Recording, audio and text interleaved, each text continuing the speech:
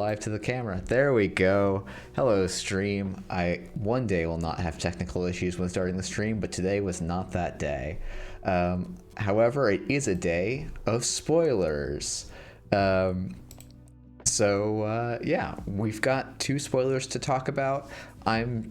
Despite the low number of cards, I'm not worried about having a good episode because I think, honestly, both these cards do a lot, have topics to bring up. In particular, the second one I think is going to be a long discussion. And to have that discussion, I've got two fantastic guests on tonight. I've got Izzy Blue and Monde. And I will have Izzy. Would you like to introduce yourself first? I'd love to. I'm Izzy. Happy to be on stream. I've been playing Netrunner for 7 months now. Super exciting to be part of this community, falling deep into it. Aspirations of being good at this game. How did that happen? That's fantastic. And then Monde, would you mind introducing yourself as well? Yeah, I'm Monde. I am the epitome of the person who really wants to be into all aspects of Netrunner, but just doesn't have quite the amount of time. I made the grid draft tool. If you're in GLC, it's pinned in drafts. Don't click that link yet because I have to rehost it, but maybe sometime, check it out. Oh, that's super cool. Thank you for making that.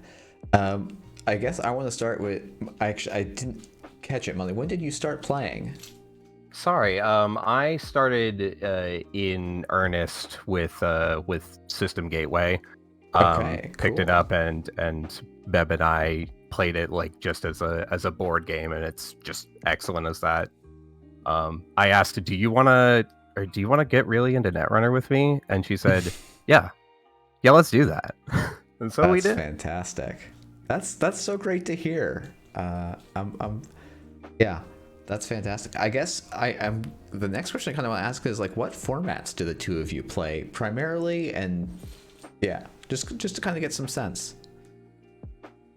Since Worlds, I've really been playing Standard primarily because I got really into Tag Me. If I could play Obelisk in every deck, I would play Obelisk in every deck. Like, PE with Obelisk, I would play PE with Obelisk. Obelisk is such a fun card, I have to say. Like, I'm a little like I'm also had that realization of just how fun it is, and I am a little sad that it's like we've only got a little bit of time left with it in Standard. Izzy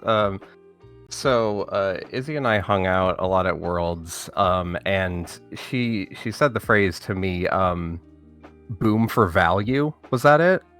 Yes. Value yes, boom? Value boomed multiple times at Worlds. Yeah, so I bring this up all the time, but for those of you who are primarily startup players, Boom is one of, I would say, the most important cards in the transition into Standard, though its relative importance, I think, is going to get a little bit smaller. But Value Boom is when you're not going to kill the runner, which is something you normally can do with 7 meat damage, but instead you just Value Boom to slow him down, which is usually a pretty suboptimal use. But I got Value end of the line at East Coast Champs. Ooh. Was someone gunslinging? It was better than Scorched Earth because it removed a tag and made my counter surveillance see one less card. Oh boy, that's a big deal. That's great. Yeah, for those of you who don't know Obelisk, I just pulled it up on stream. And yeah, so Monde, I feel like do you play mostly startup, mostly standard, or just kind of whatever you feel like? I don't know. So almost exclusively startup. Standard is just kind of outside my scope for the moment. I'm slowly cleaning things up to get there. Worlds really like reignited my hype and trying to set up, a local meta and conning my friends to being a part of it. But another effect it had is it also reminded me just how much I love in-person card games. And so playing on JNet can be kind of hard sometimes. But yeah, I'm super excited for what Standard is going to be, with these new cards coming in, and especially with Empire. just NSG really allowing us jank connoisseurs to thrive, just to just live our best lives. Yeah, I think that's Startup after rotation is going to be wild. yeah, the startup rotation, actually, maybe we will Mm-hmm. very quickly, let me pull that up so that I can show that article, because it was also how we got one of the spoilers today. Though maybe, you know what, let's go through things sort of in reveal order. And we'll maybe talk about the criminal card first, which I think is also a startup relevant. I mean, honestly, it might be relevant in both formats. So maybe we'll talk about that card first, and then we can talk about the startup rotation and the card that was revealed in that article. Sounds good. All right, so the first card we have today, which is another card I'm going to constantly call the playtesting name rather than its actual name, is Info Bounty. This is a 2 to install resource job in Criminal. It is 2 influence, and it says, when your turn begins, identify your mark. First time each turn, you run on your mark. Sorry, excuse me. The first time each turn a run on your mark ends, gain 2 credits if you breach that server during that run. Flavor text, it was a relief, really, deciding on that one place in the world to definitely never visit again.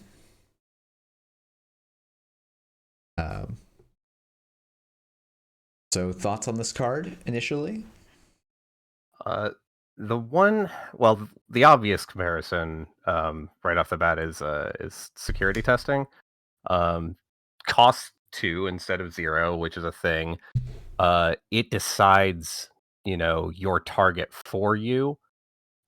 You explicitly have to breach the server instead of replacing it, and you don't gain the money until after the run's over, which is the same timing for security testing, but it sec testing always had this kind of perhaps maybe to me, underappreciated ability of being able to run a server and get money and also get to not access cards instead of have to not access cards, right?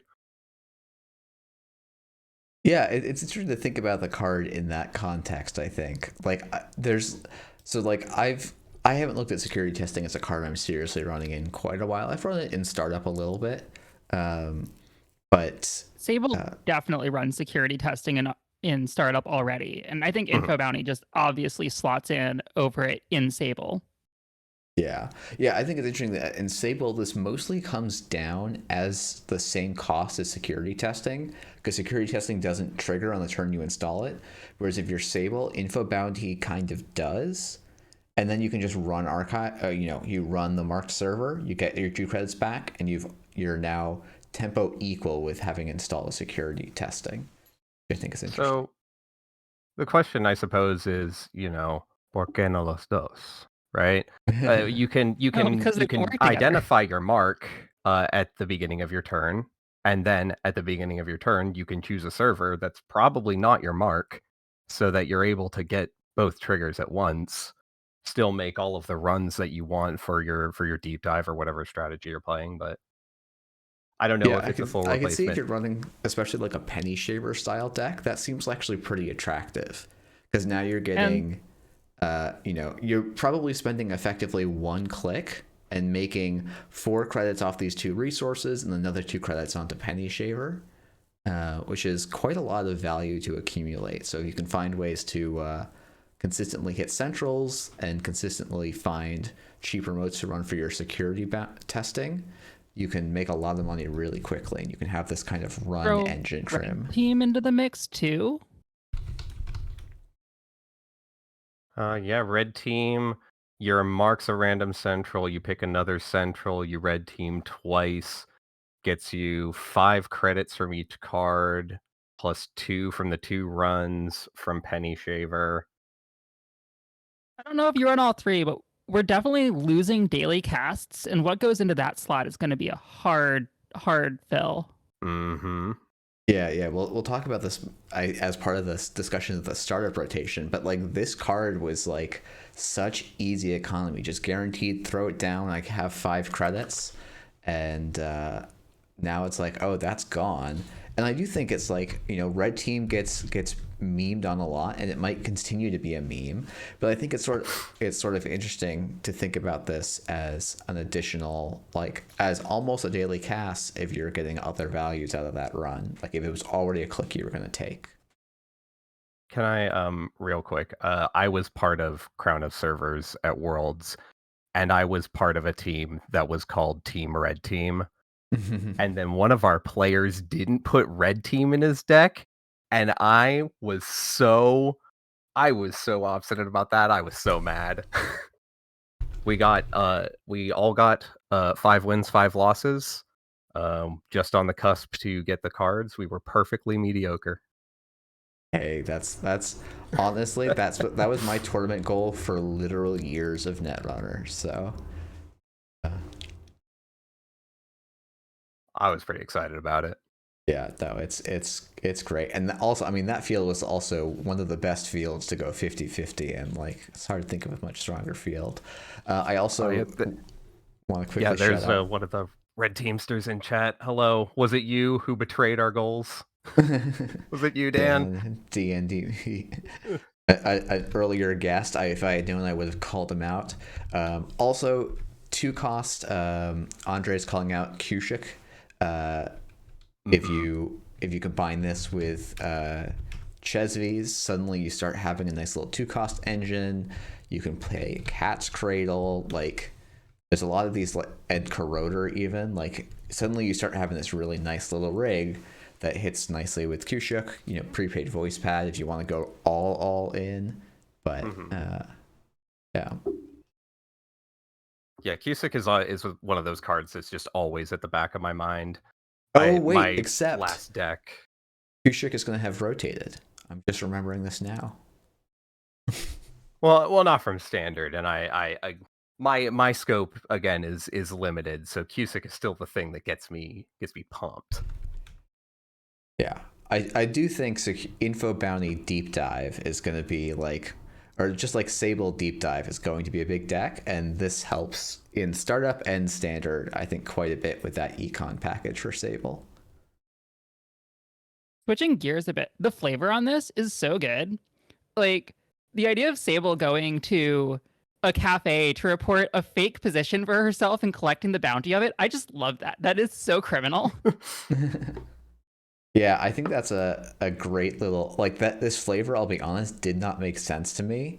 I was like, it felt weird to me because I'm like, I'm going to keep running I'm going to be running the same 3 servers over and over again. But no, it's the fact that she's like claiming a bounty on herself, but just like picking someplace she doesn't want to go, I think is like fantastic little bit of flavor. Yeah, the corp totally saw me in Vladisibirsk. Yeah. Also, I think Elliot Burt is a returning artist. I actually like I think Sable got like the most distinct different artists, and I really like that they all got this different interpretation, but it's still the same character, and they're all like, I think they're all good in like in their own ways, which I think is kind of cool. Yeah, Elliot has done, as far as a search is telling me, 1 card thus far for Netrunner, and it's Steel Skin Scarring, which has some fantastic art. Like that makes a lot of sense. Okay. Yeah, very very cool to be talking about that, especially considering the other card that we have to talk about today, that we get to talk about today. Yeah. Let's do the transition to quickly talk about this great rotation article that was put up, and then we will go and talk about the actual card that I think everyone's excited to talk about. Oh, whoops. Well, let's get that on. Oh, no, we won't. There we go. Cool. So, Cobra Bubbles, who actually wanted to be on, but I was like, oh well, I've already got 2 guests, so we'll see. I might do tomorrow as a mega episode that's a little bit overstuffed with guests or doing guest rotation. I think I was going to try and do that Saturday, but I think I ended up having other things to do on Saturday, so we will see. But Code Rebels put out this really nice article on rotation, and it made an official announcement for No Signal Games about what is rotation, um, and what it means for the startup format. So they call out a couple of things. It's a big change for people that have played just startup, and then they mention that almost every single banned card in startup is actually, or that's banned in standard, is now rotating out of startup all at once.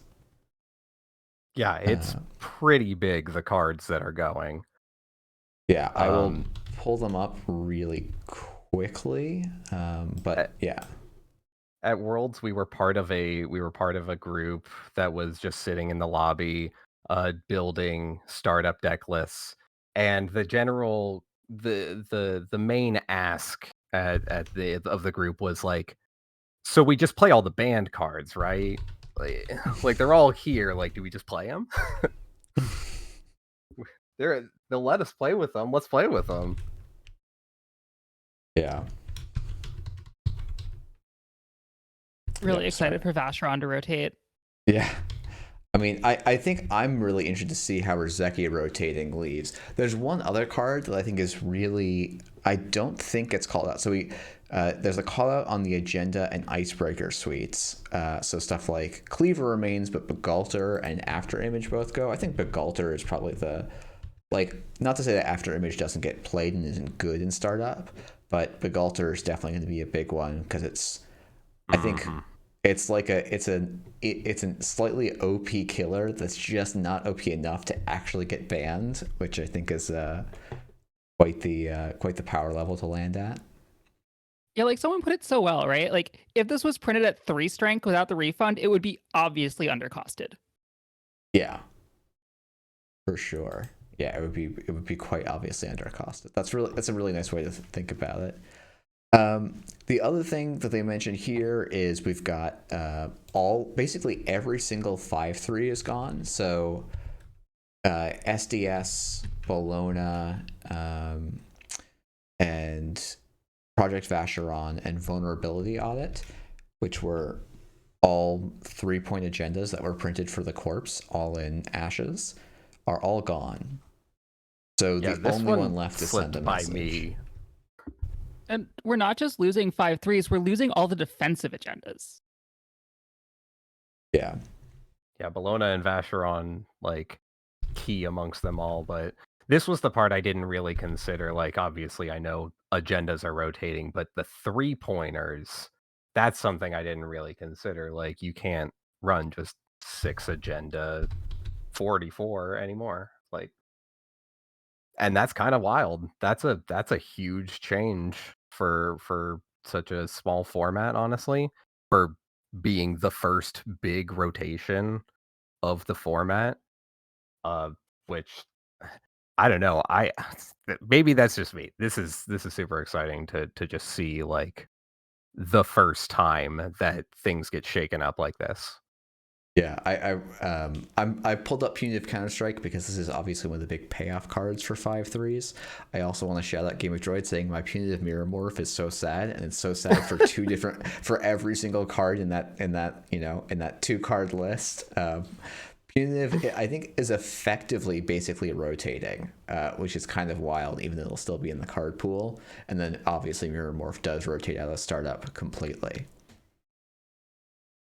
I'm so sad. Mirror Morph is my child, my sweet summer child.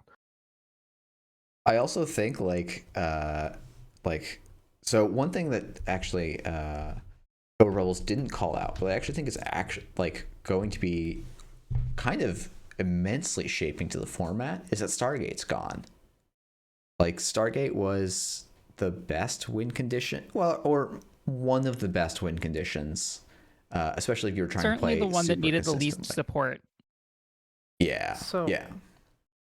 Like, And let's. Oh, go ahead. I think it's kind of because I was also, when I was reading this article, I think I, as well as a lot of people, probably went like, well, what about this card? What about this card? What about this card? And as I was just now thinking about it, looking over the list, like, there's just a lot of good cards here that we're losing. Like, it just going down the list here, like you've got base Chiriboga, you've got Hagen, you've got Drafter, Mirror Morph, RLC. I'm still in HB. Yeah, I know. Yeah, HB Ashes was like just had some incredibly powerful cards. Um, I'm gonna have you two talk for a second. My headphones are yelling at me, so I will be back in just a second. What was your big like? The card that's leaving that you either like can't believe or are super happy to see go. GameNet can go die in a hole. If I never have to play against GameNet again, it'll be too soon. Yeah, that's a fair answer. I ended up tying between two identities actually in Hoshiko and Lutz. Just the fact that I believe are far and away the most represented idents in startup for their factions and maybe just in general. Yeah, Simul chip. Hoshiko's super fun though. I love the idea of flipping back and forth. It's a really fun dynamic when I remember to do it.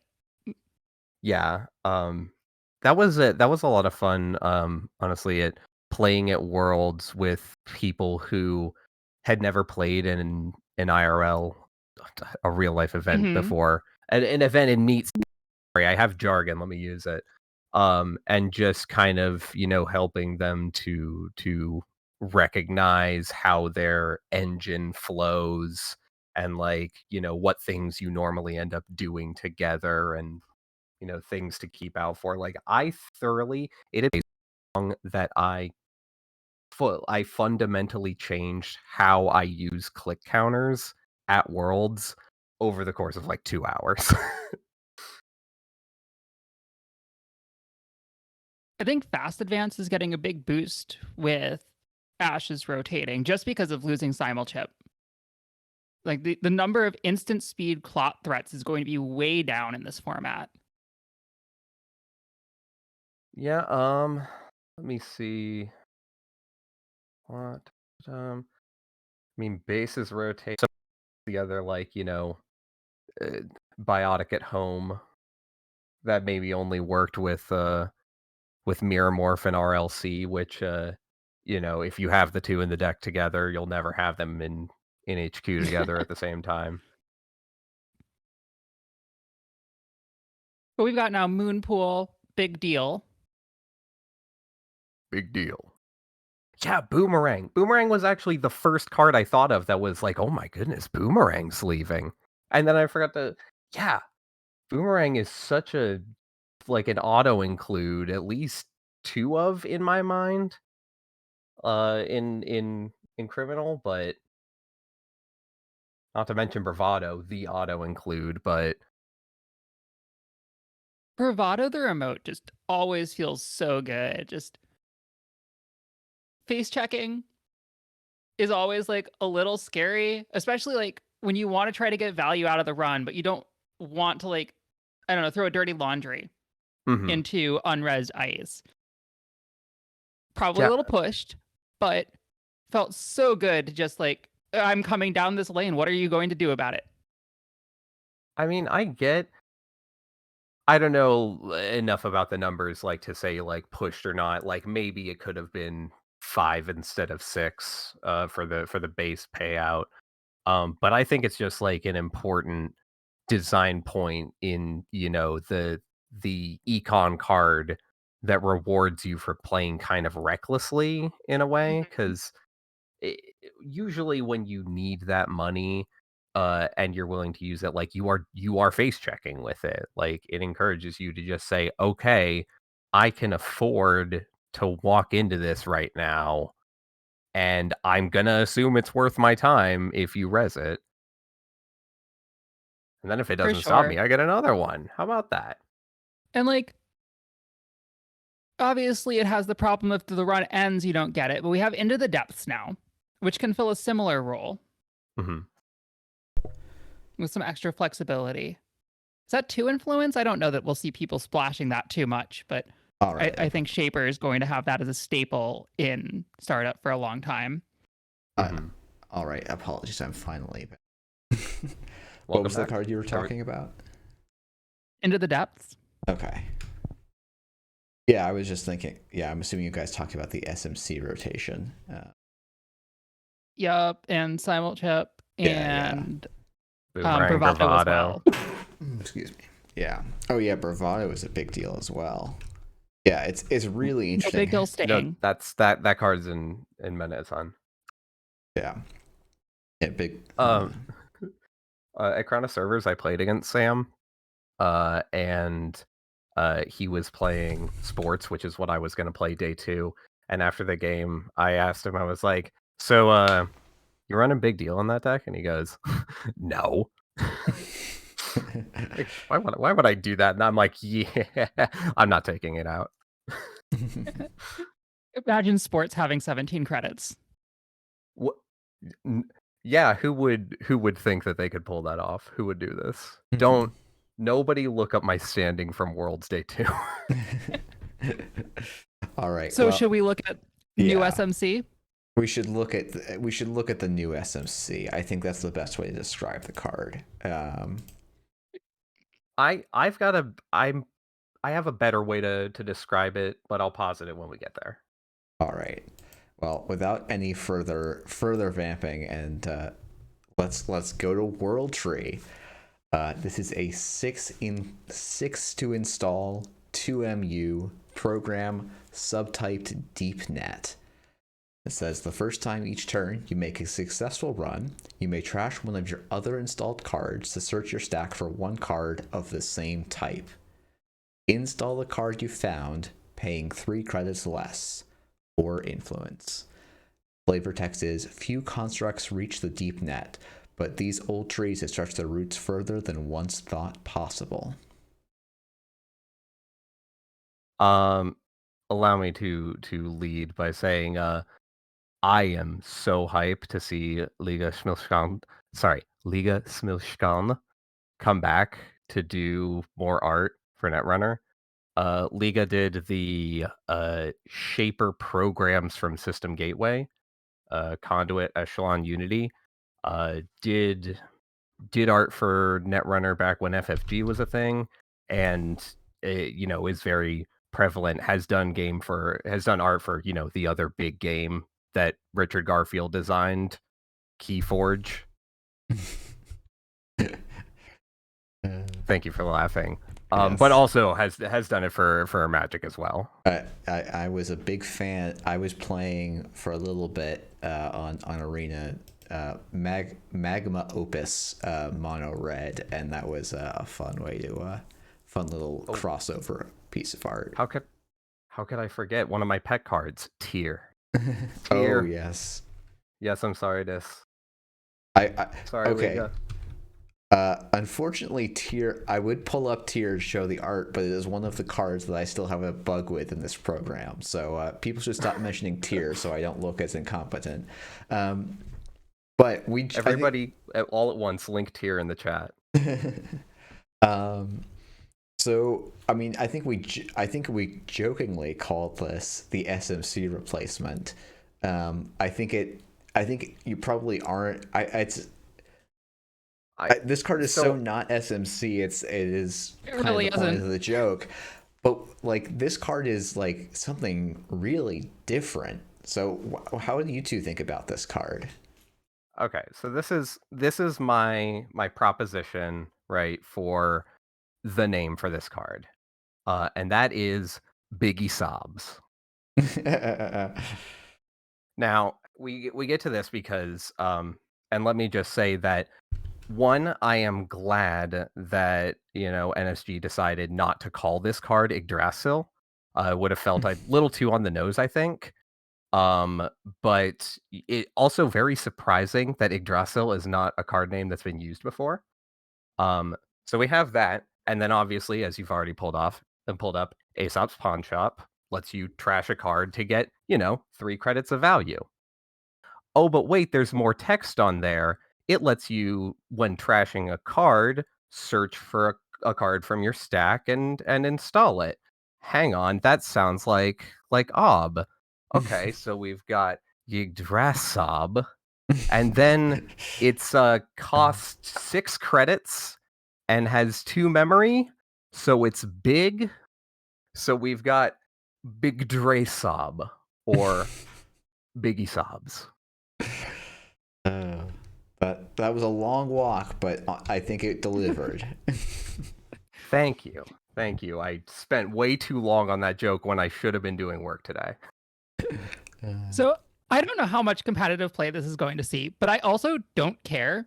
This card is so cool. I love that it's like the first time it's a successful run. So you can do all sorts of weird stuff like test run out that AI that trashes itself when you steal an agenda.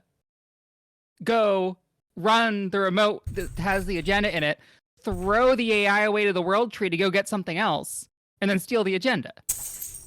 Yeah, I think that's a real. It's like Nanook and also Mayfly work really well with this because they're often going to be one, or in the case of Nanook, like finite use, and you'll often have some sense that you know when the program's going to go away, so you can just sell it away to the world tree.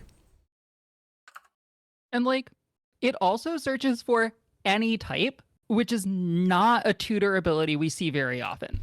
It is hard to go get a specific resource or a specific hardware. And being able to just play a one-off of a high influence card, like we've seen the Atom decks in Standard playing one boat because they can, I forget the name of the Atom card that lets them go get it, but because they can tutor it. Yeah, they can play a one of emergent creativity and go and grab it. And now this is, instead of being a one of emergent create, or like they can play a 3 of emergent creativity, but now they get to just throw down a world tree, and every turn they get to play an emergent creativity basically. This also, correct me if I'm wrong, synergizes with Cabanessa Wu. I You can sacrifice the program before it has to get removed. Yeah, you certainly can. Yep. So you can woo out any program. You can woo out if you're playing a tech card that you don't need in that particular matchup. You can just pull it on in, and then world tree it away. Yeah, and I think one of the things, I've read this card several times, and I kind of skip over it because it's such a wild ability. Honestly, is that this isn't just programs. This is just a card. Go get the same type. Just get it. What do you want to trash, and what type is it? The world is your oyster. Go on. Like, if Get you're it. going to pop no free lunch for 3 credits anyways, why not make a run and go get something that costs 3?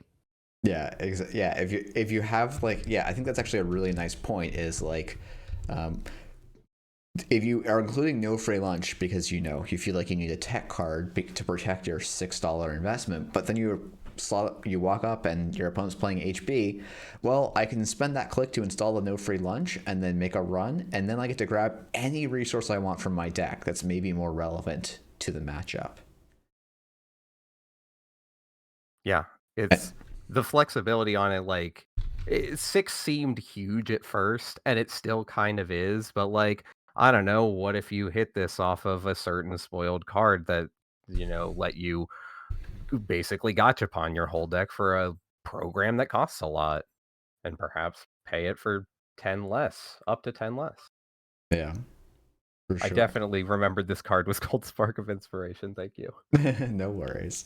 Yeah, I do wonder if you could make a programless World Tree deck where you just play Spark, get your World Tree down, and get going. I actually think this is calling this out. Artist Colony is for both of you who started playing more recently, this card has been either not legal or irrelevant for quite a while, but was this card kind of took Shaper from one style of play and completely changed what Shaper could do. And I don't think World Tree, if it's not as strong as Artist Colony, but it's also a very different card, but it does have that kind of search for any installable kind of vibe to it, which I think is pretty interesting. So what's like the big play with Artist Colony for those of us unfamiliar? Yeah, so the big thing that often you did was you had fan sites. So you would get basically a bunch of free resources that are a bunch of free agendas, and then you would be Haley Kaplan. So you got all these down, saving yourself clicks. So you could like put down a fan site and an artist colony in a single click for no credits.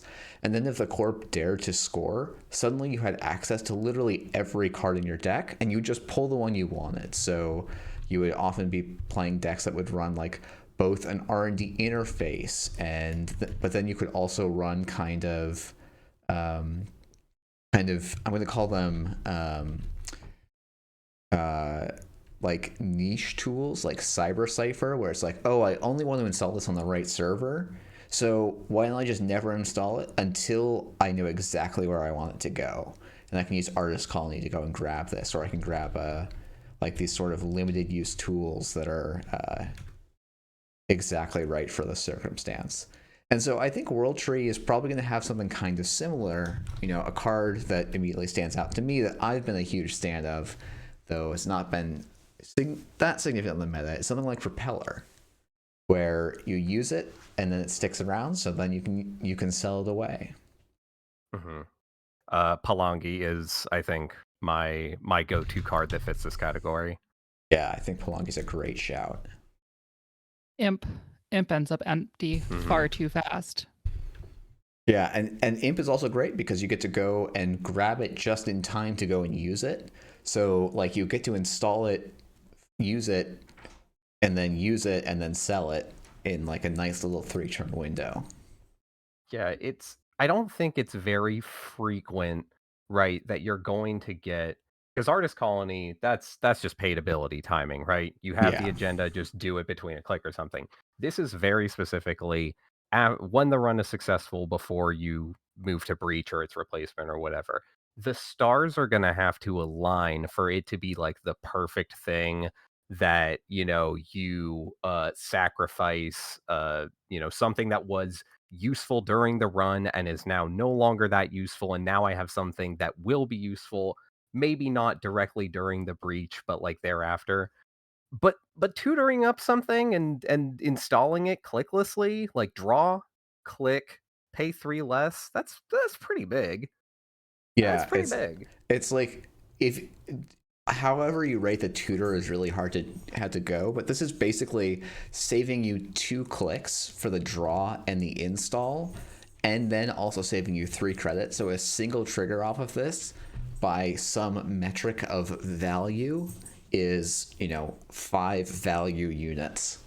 Whether that means that this pays off after 2 uses or 3 uses, I think is a little bit tricky to say, but it's sort of interesting. The 6 upfront cost is going to be really hard for a lot of decks. Interestingly, it's not unique. So if you Spark of Inspiration and hit the second one, you do get 2 of them.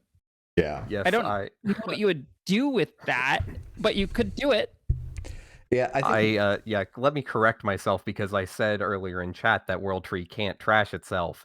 I said no, then I realized it was unique. Or it wasn't unique. Yeah, so you can have World Tree. You could have 2 World Trees out and use 1 World Tree to trash the other World Tree, which is kind of interesting. Now, if you did have 2 out and you ran a server, and both triggers would go like in the bag before you trashed one of them, so you would still get to do 2 tutors even if you trash one of them with the other one, right? Yes. There's always a way you can sequence it. I don't know if you can have them both trash each other and tutor for other programs. I might throw that one to Jamie, who I see is in the chat. While I'm waiting for them to type up the answer, one thing to note is also like, hey, hardware tutors have historically been super difficult to do.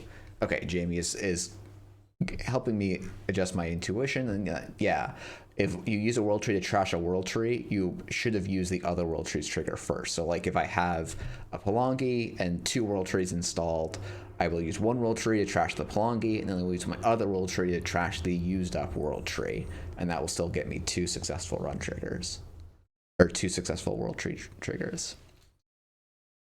One card I kind of want to shout out as being kind of sneakily, I think, pretty important for world tree decks is going to be DZMZ. because it's it solves a lot of that MU problem and potentially can help you with your world tree thing. Or if you end up running sort of expensive programs, something like, you run it in Golo, it's like, yeah, 3 discounts a big deal, but I'm already back 6 credits, so, and 2 MU, so I need to kind of build this fairly big rig. But being able to just put some nice programs, like the Simul chips, I can, if I'm not playing startup, I can put a Simul chip down. If I don't end up having programs I need to recur, I can just get my MU out faster. But I'm thinking like it's on successful run, so that's like the right timing to go get your multi-access piece. For example, go grab your Docklands pass right when you're about to breach HQ. The one unfortunate thing about it is that because it's limited to a specific run window, unless it's an offer you can't refuse run, it will not allow you to take advantage of each turn also meaning the corpse turn. Like if you use Q loop with DZ with DZMZ and you install on the corpse turn, like that's each turn. Give me a credit. I'm so good at rulings. That's how the Raven sounds in my head. Yeah. No, Jamie, can we get a paid ability and make a run on a runner card, please? Just refuse. Just so we can do that on the other players on the corpse turn and make a rules headache, please, Jamie. We'll put it in the unset, and then we'll just happen to make the unset standard legal. It's fine. Okay, so maybe a hot take, but I think the comprehensive rules should have it so that if you end up making a run on the corporation's turn for any reason, priority should still go to the runner first, because that's how literally everyone intuits that it should work. Yeah, but then we can't post the bird meme. Yeah, exactly. You say that like it's a bad thing. How could we show that we're so good at rules and definitely giving helpful feedback when the beginner is asking a question about their startup deck?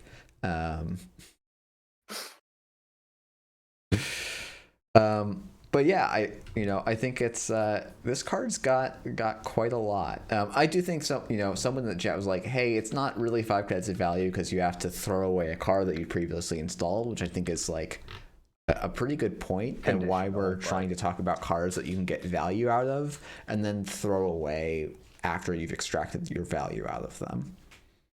Yeah, like Synth Gland. I'm searching for like applicable hardware to tutor up a full set of DZMZs, and that was the first one I looked at. Yeah, this is I might look at like a an engine card though before I look at a Synth Gland, just because this damage is a little bit easier to suffer than a Synth Gland's damage. What? No. Like if this card is going to be really good, it's going to be in an engine where you're getting like full value out of a bunch of cards that are just repeatedly coming up and then getting sold again. Yeah, for sure. Right. Yeah, you're not playing this as like, oh yeah, sometimes I'll see this world tree and it'll be nice when I see it kind of thing. Like your deck is a world tree deck. Yeah, absolutely. It's a build around, and I don't remember the 3 like big magic archetypes, and I don't care about them anyway, but the person who cares about doing the big cool skateboard tricks, that's this card. Yeah, I think I'll be really interested to see if this ends up being just a skateboard tricks, or if this ends up, because like I'm gonna pull up like Hive Mind, which was a long time example of like a skateboard trick jank player card, and then like come Gateway release, it was suddenly like a really, really good deck. And I'll be interested to see if how World Tree's art kind of compares to this style of card. So, people are also shouting out 2 really good staples that obviously should be mentioned, which are Earthrise Hotel. You can install this for 1 credit, draw 4 cards, and then sell it off to become another resource. Another resource could, for example, be daily casts, which You'll install for free, sell for get 6, and then sell off again. So there's some really nice synergy here. If you're running the class act already and you make a run, you may as well go get another the class act for a credit and just draw 4 cards. Yeah, maybe. Oh yeah, I didn't. Like, Sorry, I'm not sure say, how that influence works out, but this was also career fair. I mean, I think there's a really easy way to work that influence out, and it's staring everyone in the face, but for everyone's favorite. Yeah. Yeah, it's so let me see if they're actually, oh, okay, they are. So like poison, it's like poison vial like does trash itself when it's empty, and same with let's see. Oh, cool, they are in here. Dr. Nuka Vrolic is also trashes herself when empty. So these don't work out in the most ideal way, but are there cards that have things loaded onto them? Like I said, like Palangi and Imp, those are cards that stick around when they've been depleted, but other than that, yeah, I'm like pulling up cash just to there taunt people that remember this card. This card changed the game. It was another one of those cards that like subtly kind of changed the game, despite being quite boring. Basically, because you could sell it to Aesops for an extra 3 credits at the time. Oh, I see DMDB calling out Nyasha. This does get power counters, so it also works with charge, and then when it gets empty, it does stick around. So we've definitely got some options. Gateway Van. If you're playing Smartware Distributor, though, Vectors, like you've already lost so much in deck building that I don't know why you're selling it to the World Trade. Yeah, this is like, maybe you put the Smartware Distributor in and you're like, oh, I really need 1 resource to go and find, like, I've done the math, I need exactly 1 more resource to make my deck work. And so I need for it to give me 2 credits over the next 2 turns. I would play this specifically so that I can, in my headcanon, have a large tree just devour a van. That is pretty good. Yeah, I think you'll probably play Telework before you play Smartware Distributor most of the time. But so as a deck building question, you're probably going to have programs. But like, are you going to be pretty evenly distributed between your resources and your hardware and just trust that you're going to get the right type to come up when you need to tutor for it? Or are you going to go really heavily in on, I'm playing just a ton of hardware, I'm playing just a ton of resources so that I always have the right type to go tutor up what I need? I think it's a game of numbers. You have, cards like Class Act, so resources, but just by having that is skewed towards being able to let you see more of your deck, right? So maybe you don't need to include as many, but you still need to be able to find them. But maybe you've got all of the draw cards. If you're in Shaper, you've got Diesel, you've got, VRcation serviceable. I'm sure there are some standard staples I'm not mentioning, but yeah, I mean, so I think to me that's going to be, I think, one of the hardest questions to answer without having actually played. My initial thought is that like it's going to be kind of like Haley, where people initially were like, okay, we're going to run like an all resources Haley list so that we always get we always get the trigger every single turn. We just like we'll always be able to land 2 resources at once. But over time, what people realized that like, no, you actually want to just play the best cards of every type, and there's usually just enough that you can kind of balance it out, and most of the time you'll have a card, at least at the time, you usually have 2 of a type in hand, and I think you can probably figure out something similar with World Tree, where you can do, 2 of basically it's 2 of an installed card, or 2 of a card in your deck, rather than 2 of a card in your hand. But I don't know, I think it'll be really interesting to see.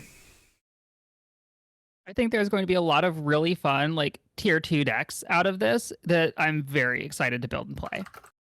I'm also actually someone was someone I think was calling out professional contacts. This card has been really really slow, but I think the idea of like, oh, this comes down for cheaper, so I get the payoff sooner. And if you're playing a World Tree deck, you probably are going to be having to draw quite a bit because you're constantly kind of consuming your own cards. So this helps keep that tempo forward. Yeah, and you want that Proco as early as possible. So tutoring for it sounds like a pretty good way to do that.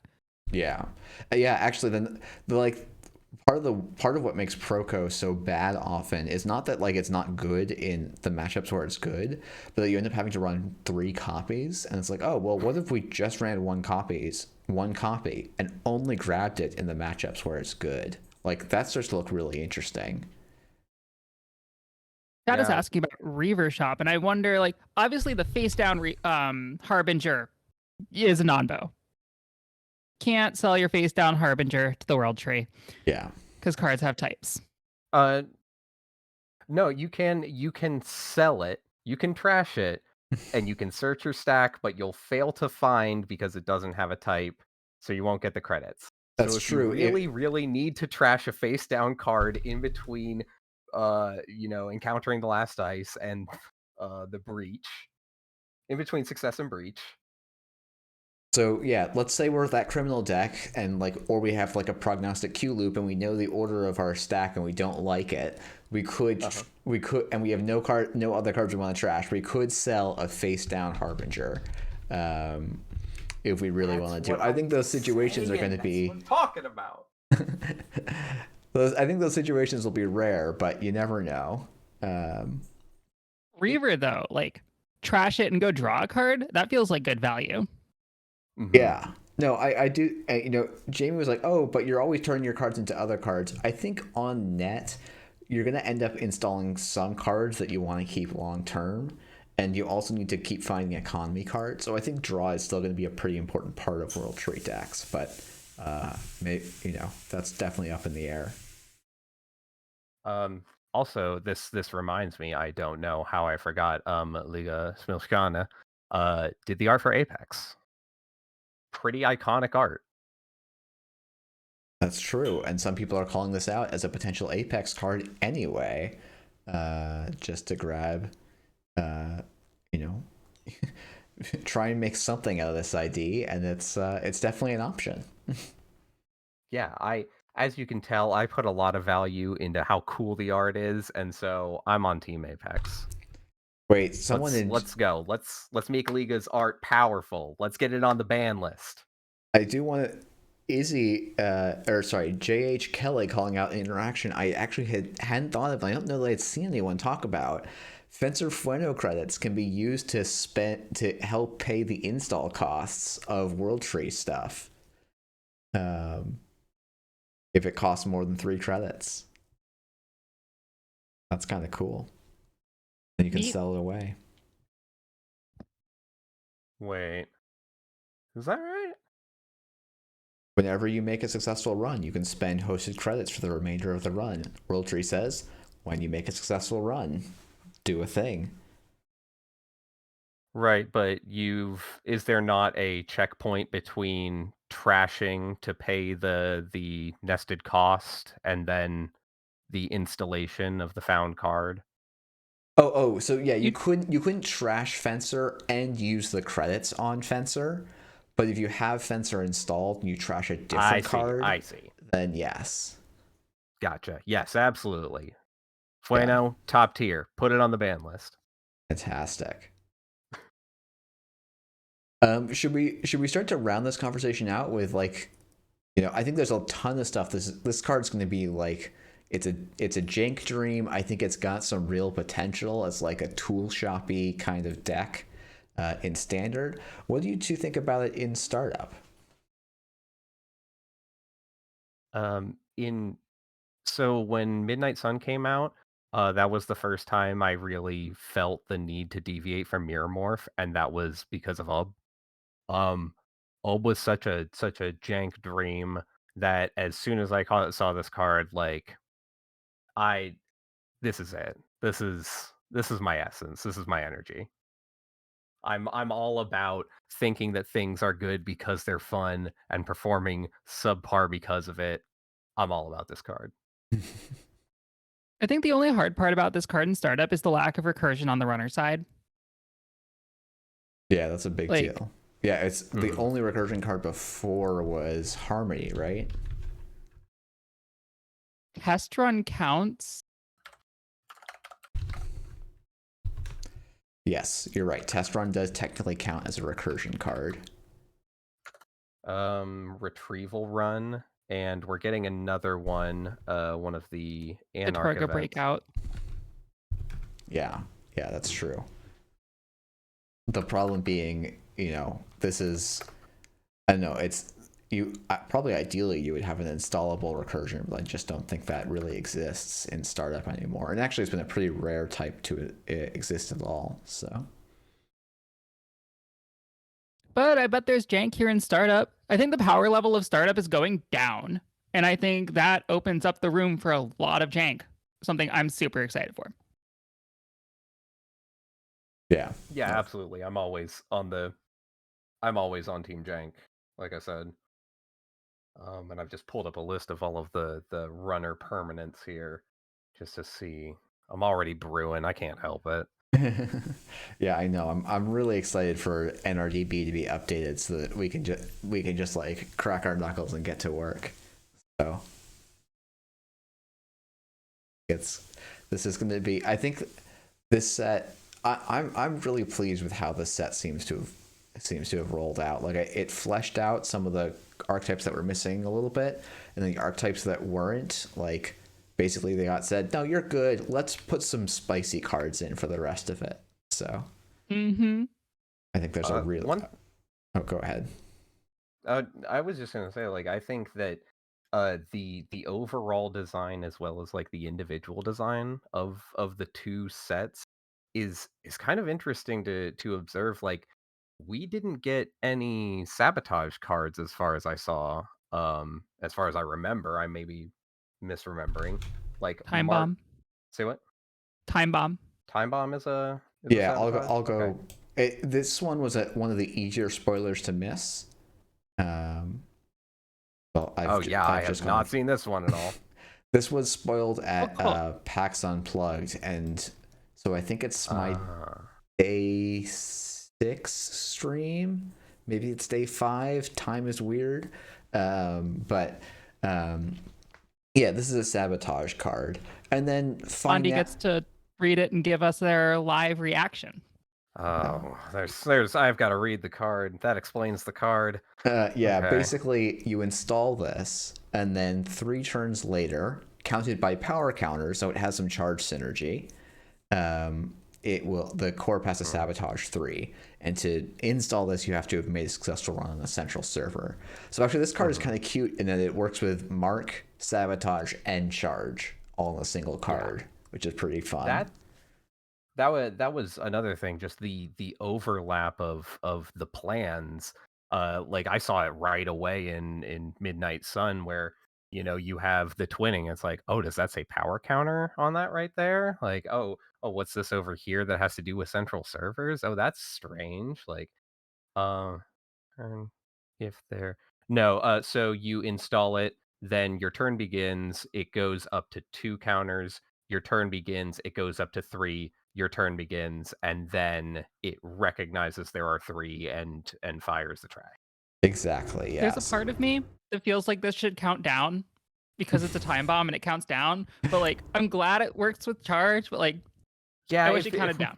Yeah, thematically, kind of upsetting, but that's okay. I'm glad that it's actually not a non-bow. Speaking of which, I'm not. No, that's fine. I'll bring it up later if and when I realize we're talking about it. No, feel free to bring it up. I'm starting to wrap us up, so I want to grab your thoughts while you got them. Well, I was gonna say, like I said in the green room, right? We didn't just get 2 spoilers. We got 2 3/10, 3/6 of a spoiler. Yes, that's true. And I think there's a little bit to unpack there. Let me go see if I can find them pinned. We got some pieces. Oh no. Okay. What we know, we got some fragments of the neutral runner ID, which I was expecting to be able to talk about today, but things happened. Yeah. So we know that they have an infinite amount of influence. They are a 40 card ID, and we know that they are Natural digital. that they're a natural digital, and we know something about their name too, right? Because we saw like the top half of their link. Yeah, that's right. Oh goodness, I don't remember where that last one was. It means new beginnings, but the words it actually was escape me. Okay, yeah. I don't know. It's really interesting to me not knowing what it does, not knowing what the restrictions are, that the corp is a 45 minimum and this is a 40. Because like the corp has such a restriction on deck building with the agendas it's able to bring in that I would have sort of expected a 40 just so it could have the flexibility to play some more different agenda suites. Yeah, that was I spent a lot of time thinking about this earlier today, like, because agendas are such a huge, like, separator between corp and runner at a fundamental level, right? Like, they're cards that you have to think carefully about how you include them because it also determines how the other player wins the game. And so like having this be what I thought was kind of a buff, but then I realized was like sort of a restriction. Because the other option would have been the draft text of, you can include agendas from any faction in this deck. And that feels like it would have been a little too open-ended. Um, my reason for this being that like when you're playing a singleton format, right? uh, you can't just say, okay, I want these 15 cards and these 3 copies of each of them, and then start from there and refine. You got to pick 40 or 49 individual cards and consider each of them against each other. That's what we call exponential big O notation. It's been a long time since I took that class, but I have a lot I could say about the neutral corp. We're not going to get too deep into that. Mhm. I do want to say the art in this set is so good. Like Midnight Sun set a really high bar for art in Netrunner, Yes. but every single piece in Parhelion has just been a total banger. Like somehow Parhelion has better art than Midnight Sun, and Midnight Sun had incredible art. Yeah, artists, it's very surprising. It's kind of surreal, but at the same time, like becoming more natural to just see all of this, like, the refined frame and people who honestly have kind of grown in making art for Netrunner, right? Like not just Liga who did it before, like when FFG did the game, but people that NSG has hired as contracted and what have you to make the art, and we've seen like their pieces get better as well. Like Yeah, I want to I want to point out a couple things about this. Like one thing that's been super great is that like the budget for the art, like basically Null Signals spends money on two things. One is art, the other is organized play. And so the fact that they're doing so well has meant that they have a lot more flexibility to find and work with great artists. Which is one of the big reasons you've basically seen no more Deep Dream stuff. And then the other one is like the team has gotten more chance to practice and build up. So like Midnight Sun was like it was like it was a very very small team that was just figuring out how to work together, and that meant that things were like often pretty rushed, and drafts were kind of like, oh, we get one shot to work with an artist and we have to get everything ready right now. And I know, having done some of the art briefs and stuff, like it was the process was really it was cool to see it evolve, and it's very neat to see it continue to evolve and professionalize in ways that make the process put out, I think, some fantastic and richer pieces like World Tree. So I every day I wake up and I thank the stars that Emilio Rodriguez is still doing art for Netrunner. What a talent! Just I was looking through the art for Parhelion just to take it in because I hadn't considered it as a whole. Saw his name pop up and I was like, wow, He's got a thank you, bunch of Emilio. pieces, doesn't he? Yeah. Um, I'm trying to think. Near yeah. Earth Hub from System Update, was Yeah, that? I'm trying to grab his ones from A this lot of set. System Gateway, right?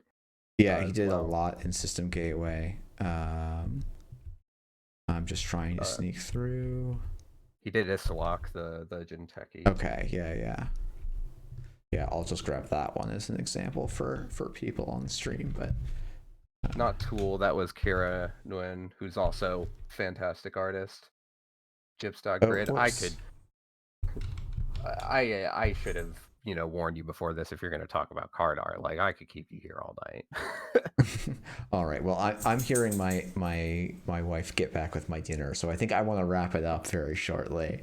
But I want to thank you both and give you both an opportunity to any kind of closing thoughts on today's spoilers and tomorrow's imminent full set release. Unban Matee.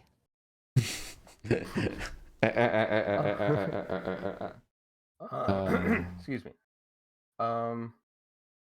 Sorry, I had something real quick, but then oh my goodness, I lost it. Oh, yes, I wanted to point out just because, we never saw the card in full, so I can't confirm that the runner identity, is an analogous, could correspondence to Ampere and is a singleton format. But working under that assumption, it's really funny that Ampere and Matryoshka are the two neutral runner cards in this set. That's a really good joke. Yeah. Yeah, if it's a singleton ID and Matryoshka is the other neutral card, that is a little twist of the knife, but that'd be a little funny, wouldn't it? we'll have to see what tomorrow brings us, and we'll see if I left a little joke in my AI review. We'll have to see. Real talk though, I thought I'd have a natural time to bring it up, but if you're on GLC, statistically, you probably are. Come draft when there's a cube draft going on. Ixaran hosts cube drafts. Izzy and I have been part of them. They're super fun, super chill. He does YouTube videos on them. Clicking for creds, I believe is his channel. I know it's his channel because I looked it up to make sure. Thank you. I'll put a link to that, and then also which channel should they go to in GLC to find about when the next draft is going to be? There's just one called Drafts. We were using Yellow Sun, Orange, one of the colored shape. Okay, let me go see if I can channels, pull it up real quick. just go to Drafts and turn on alerts, and then you'll get notified when I put the grid draft tool back up. Okay, it looks like it was Orange Diamond, but yeah. Okay, Yeah. great. Well, thanks so much, Jeff, for having us on. It's been a blast. It's been so much fun talking about the cards, and Daily Casts has been so much fun all week hearing from the community as these have all been coming out. It's been a blast. Yeah, absolutely. Thank you for putting all this together and letting just some people from the community just hop on and offer thoughts on it. I think that's super cool. It's Netrunner, the community that's very welcoming and accepting. We love it. Yeah, it's so great to have everyone on. I love the excuse to get to hear from more voices than I normally get to. So thank you both for coming on. And just so people in the chat know, tomorrow will probably be a longer stream because it's going to be the whole set. It's also going to be 6 brand new cards. I've got 2 guests and maybe also Eric swinging by, and I may just open up the phone lines and let people come by and chat for, set up like a little 10 or 15 minute window for people to come by and hop in a Discord call. So because I think everyone get in the clown car. Yeah, we'll just do a big clown card call and save this as a memory of our day 0 reactions. So yeah, but until tomorrow, have a good night, everyone, and Let's hope that the Scoops Fairy brings us some presents in the morning. Scoops, miss. It's Scoops, miss.